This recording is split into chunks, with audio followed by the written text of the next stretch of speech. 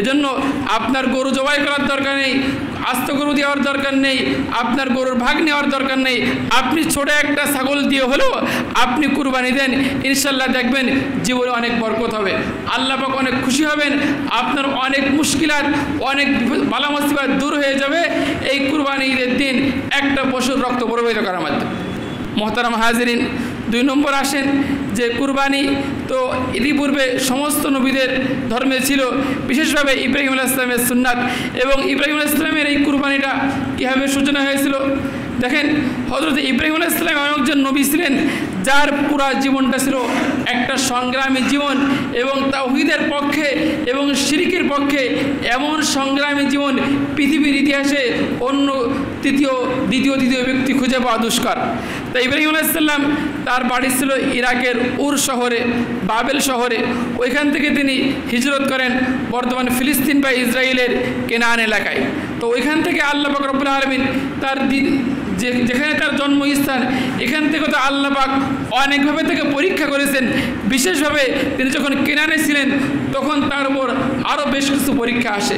তার মধ্যে অন্যতম একটা পরীক্ষা হচ্ছে যে তার বার্ধক্যের ফসল হযরত ইসমাইল এবং তার মাকে একবার মক্কা নগরীর যেখানে কোনো লোকালয় ছিল না, পানি ছিল না, লোকজন ছিল না, সেই মরুভূমিতে রেখে আসা। বুখারী শরীফে বিস্তারিত আসছে যে ইব্রাহিম আলাইহিস সালাতু ওয়াস সালাম ইসমাইলকে এবং তার মা হাজেরাকে নিয়ে মক্কায় যান। সে শুধু এরকম মক্কা নামে পরিচিত ছিল না, সেখানে কোনো ঘরবাড়ি গাছপালা কিছুই ছিল না।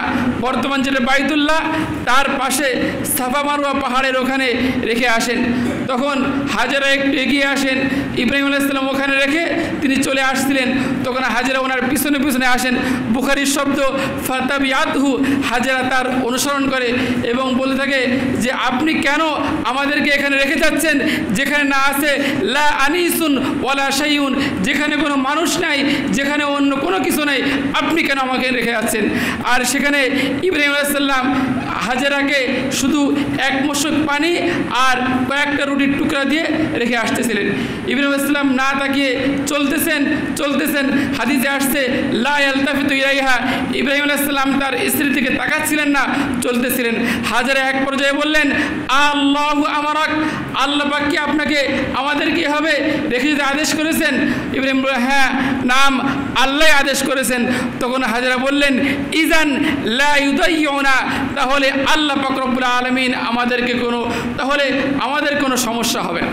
দেখেন আল্লাহর প্রতি কত বিশ্বাস, যেখানে না আছে কোনো মানুষ, না আছে কোনো গাছপালা, না আছে কোনো খাবারের ব্যবস্থা, সেখানে তার স্ত্রী এবং তার দুধের শিশু, সে সময় ইসমাঈল আলাইহিস সালাম দুধ পান করতেন, এই শিশুকে রেখে যাচ্ছেন। আর যখন বললেন আল্লাহর আদেশ, তখন বললেন তাহলে আমাদের কোনো সমস্যা হবে না, কোনো শক্তি আমাদেরকে কোনো ক্ষতি করতে পারবে না। ইব্রাহিম আলাইহিস সালাম এই সফর থেকে যখন তিনি একটু আড়াল হলেন এই হাজেরা থেকে, তখন একটু দূরে যেয়ে তিনি দোয়া শুরু করলেন রব্বানা ইন্নী আসকানতু মিন যুররিয়াতি বিওয়াদিন গায়রি যী যারইন ইনদা বাইতিকাল মুহাররম, হে আল্লাহ আমি আমার পরিবার এবং সন্তানকে রেখে যাচ্ছি একেবারে গাছপালাহীন তোমার মরুভূমিতে, তোমার সম্মানিত ঘরের নিকটে।